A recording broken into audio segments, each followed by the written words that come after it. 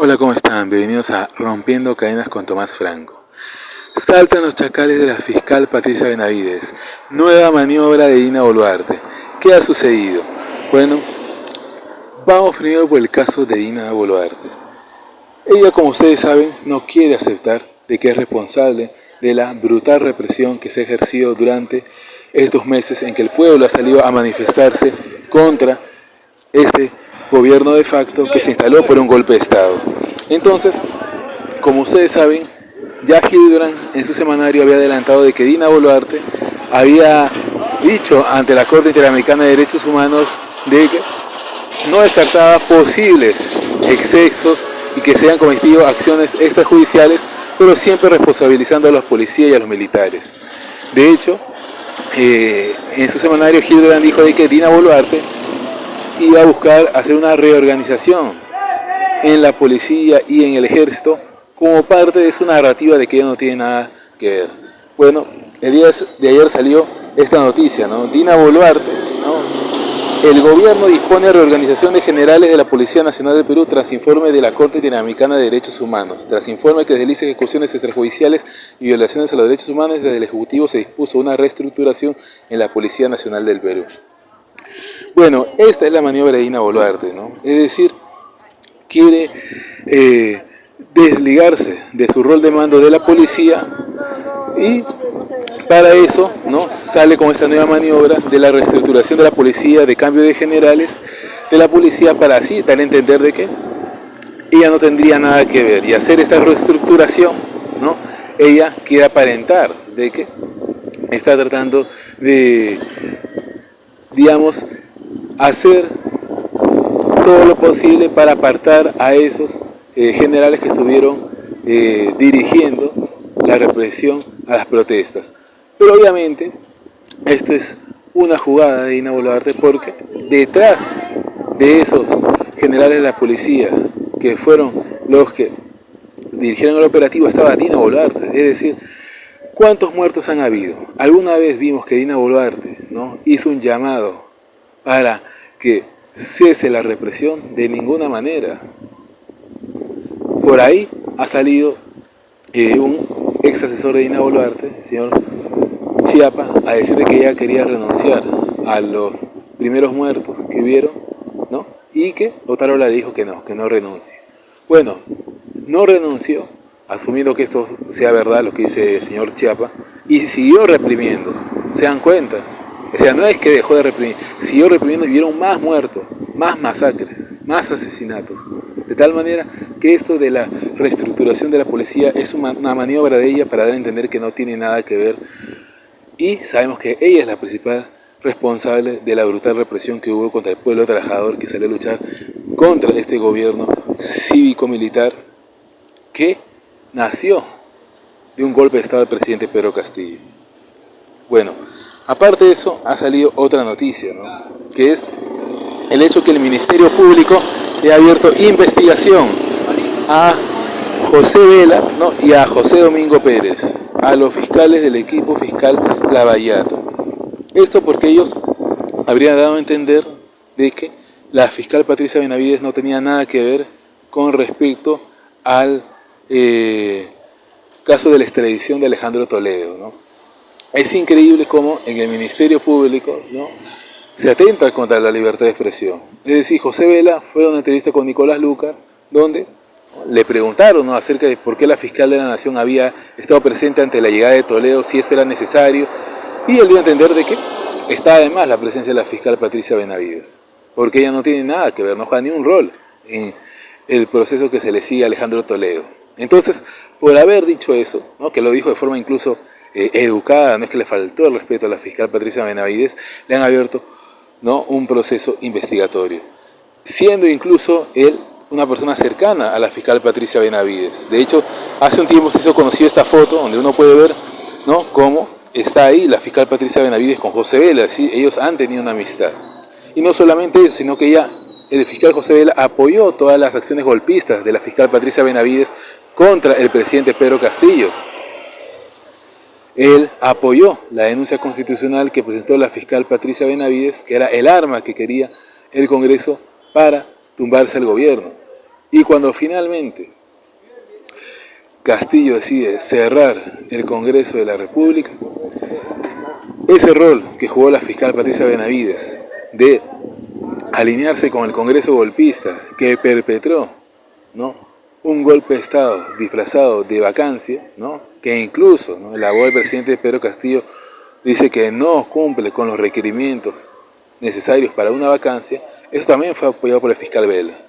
Pero para que vean cómo, a pesar de la amistad y haber apoyado todas estas acciones antidemocráticas de la fiscal Patricia Benavides, le costó caro al fiscal Vela decir la verdad, que la fiscal Patricia Benavides no tenía nada que ver con el proceso de extradición a Toledo. Y lo del fiscal José Domingo Pérez es todavía más increíble, porque él ni siquiera habló abiertamente. Le hicieron una entrevista y él ironizó, diciendo de que si daba su opinión sobre lo que había hecho la fiscal Patricia Benavides, de acercarse, ¿no?, a el lugar donde estaba Toledo después de haber llegado extraditado, el fiscal José Domingo Pérez dijo, bueno, si doy mi opinión me van a castigar.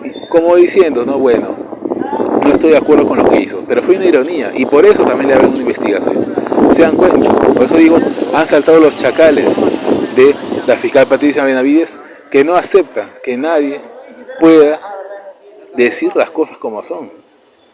Que aclaren de que hay procesos como el caso de Toledo en los cuales la fiscal de la Nación no tiene nada que ver. No se permite ni la ironía. Es decir, los fiscales solamente tienen que hablar, ¿no?, para alabar a la fiscal de la Nación, para reivindicarla, para elogiarla. Si no es así, si simplemente salen a hacer una aclaración de un rol que ella, ¿no?, ha buscado tener de una forma bastante figurete, entonces le abren proceso investigatorio. Ese es el Ministerio Público actualmente bajo la gestión de la fiscal Patricia Benavides. Prácticamente una autocracia donde no se permite, ¿no?, dar un tipo de opinión. Bueno, aparte de eso, ¿no?, también quería comentarles otras cosas. Verdad, acerca de esto que ha salido de que Martín Vizcarra logró inscribir su partido y que hay un sector de la derecha, ¿no?, que se opone abiertamente. Ayer se presentó la tacha, ¿no? Lo había anunciado nada más y nada menos que el periodista Beto Ortiz, que es uno de los que presenta esa tacha, así como lo oye, ¿no? Este periodista de Willax, ¿no?, con otros, han presentado la tacha. Miren aquí, les voy a mostrar. Estas son las personas que han presentado la tacha contra la inscripción del partido de Martín Vizcarra. Dice Humberto Martín Ortiz Pajuelo, Beto Ortiz. Ismael Benavides Ferreiros, ex ministro de Alan García. Jorge El Castillo Galvez, bueno, ustedes ya lo conocen, ¿no?, aliado de Alan García.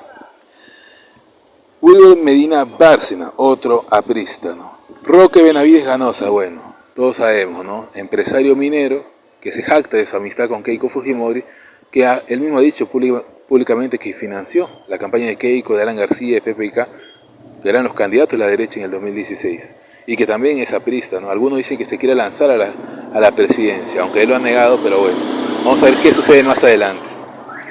Hugo Guerra Arteaga, ¿no?, que escribe para el diario Expreso, ¿no?, un difamador, ¿no?, un difamador de esos que suelen acusar a distintas personas sin prueba alguna. Bueno, esta es la gente que ha tachado o ha presentado la tacha contra Martín Vizcarra el día de ayer, obviamente con el apoyo de Willax. Ahora, Vizcarra dijo que los corruptos, ¿no?, temblaban ante la inscripción de su partido, pero Vizcarra lo que no dice es que él en su momento como presidente quiso conciliar con los corruptos, porque cuando renuncia a PPK, lo primero que hace Vizcarra cuando llega al poder es tener una reunión secreta con Keiko Fujimori. Eso lo reveló la propia Keiko y Vizcarra tuvo que aceptarlo. La pregunta es por qué se reunía en secreto con Keiko.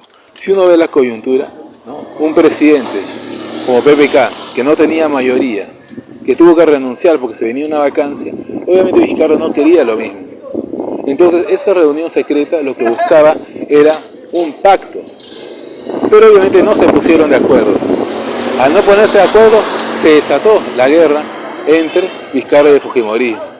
Entonces Vizcarra realmente no enfrentó al Fujimorismo de forma consecuente, porque alguien que quiere enfrentar a la corrupción no hace ese tipo de encuentros a escondidas. Pero él se aprovechó del rechazo profundo que hay hacia el fujimorismo, hacia el PRI, para tener un capital político. Entonces, esa es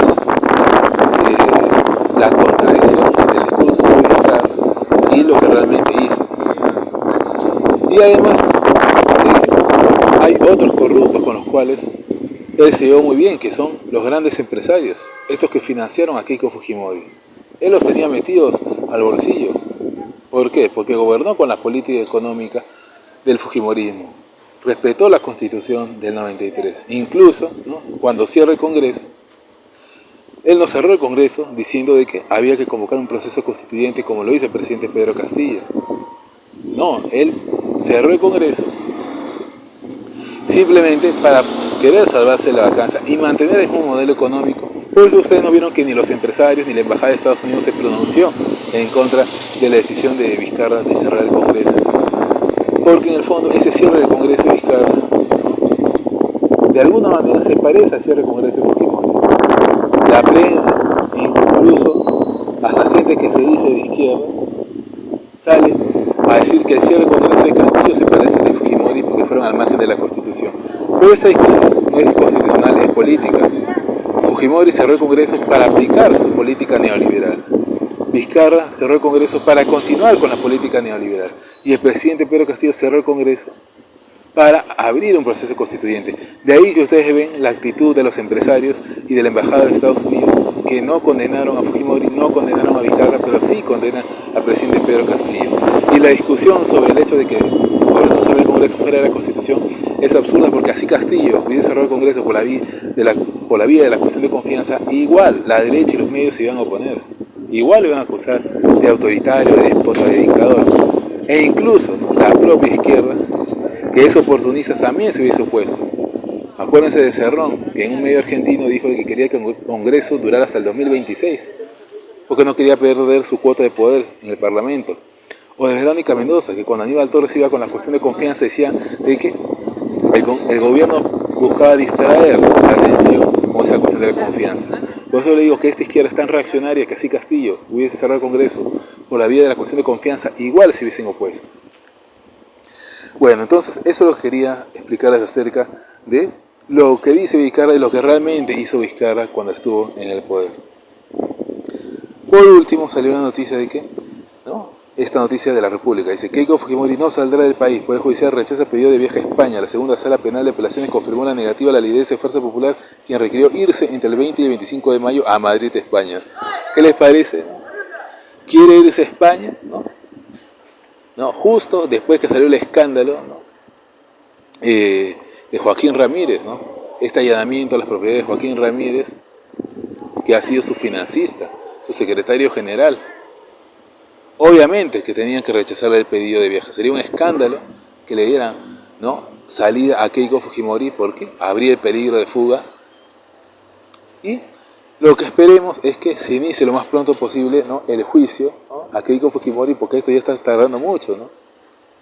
El juez Víctor Zúñiga, ¿no?, ha devuelto la acusación al fiscal José Domingo Pérez como en 9 ocasiones. Realmente yo no entiendo por qué está tardando este juicio, y, ¿no?, de ahí que uno empieza a pensar de que aquí esperemos que no haya el deseo de querer favorecer a Keiko Fujimori, ¿no?, que tiene graves acusaciones y existen toneladas de pruebas, ¿no?, de que ha liderado una organización criminal y que recibió fondos por lo bajo, no bancarizados, de distintos empresarios para su campaña electoral y para posteriormente beneficiarlos de llegar al poder. Bueno, eso es todo. Espero que les haya gustado este video. Me gustaría que lo comenten, que le den like y se suscriban al canal. Ya saben, pueden seguirme en mis redes sociales. Les dejo en la descripción los links para que puedan seguirme en Facebook, en Twitter y en TikTok. Nos vemos.